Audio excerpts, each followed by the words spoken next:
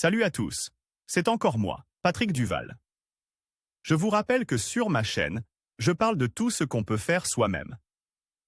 Abonnez-vous si vous aimez bricoler, il y aura plein de choses intéressantes. Et maintenant, passons directement au sujet de cette vidéo. Je vous propose de créer un coffret inhabituel à partir d'un bois que nous connaissons tous, l'aulne, et d'une ronce, une excroissance, que l'on trouve souvent dans les forêts.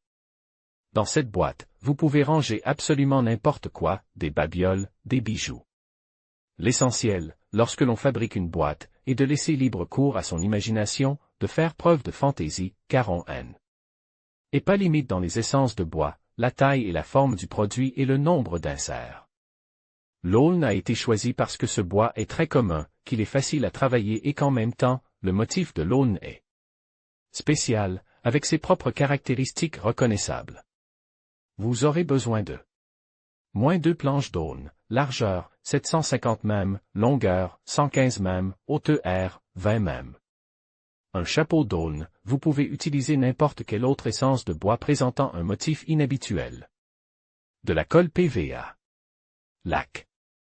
Scie à métaux. Scie à métaux. Couteau à bois. Papier de verre, du plus fin au plus gros, lime. Ciseaux, couteau. Fabrication d'une boîte en aulne et en loupe. 1. Pour fabriquer le couvercle, nous allons prendre une des planches et y tracer au crayon les encoches pour les inserts en bois. Les encoches peuvent avoir différentes formes, tout dépend de votre imagination. 2. Pour fixer la pisse, nous utiliserons des serre-joints et des chutes de planches. À l'aide d'une défonceuse, d'une scie à métaux et d'un couteau, nous sélectionnons l'excédent de bois et lissons la surface avec du papier de verre et une lime pour un meilleur collage. 3. L'étape suivante consiste à fabriquer les inserts et à les coller. Pour ce faire, on scie quelques planches plates dans la loupe et on y découpe des inserts que l'on ponce. Appliquez de la colle sur les inserts et fixez le couvercle à l'aide de serre-joints. Afin d'éviter d'éventuelles bosses et rayures, il est conseillé de placer de petites cales entre les pinces et le couvercle, des deux côtés. 4. Nous allons ensuite réaliser la base de la boîte. Pour ce faire, sur la deuxième planche, nous traçons les parois du cercueil avec une épaisseur de 8 mm et nous enlevons l'excédent de bois à l'aide d'une défonceuse, droite ou arrondie. Nous laissons le fond d'une épaisseur de 5 mm. Utilisez du papier de verre grossier pour lisser définitivement le fond et arrondir les bords intérieurs. 5. Pour que la boîte puisse se fermer, nous allons faire un rebord dans son couvercle. À l'aide d'une scie à métaux, nous obtiendrons des traits de scie d'égale profondeur, 3 à 6 mm. Utilisez un ciseau à bois et une lime pour enlever le surplus.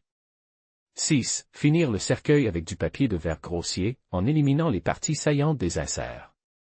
Au stade du ponçage, il convient d'accorder une attention particulière à la loupe, car sa structure ne peut être révélée que par un ponçage de qualité et de longue durée. 7. Lorsque le produit est entièrement ponce, il peut être recouvert d'un vernis, d'une huile ou d'un revêtement spécial pour le bois.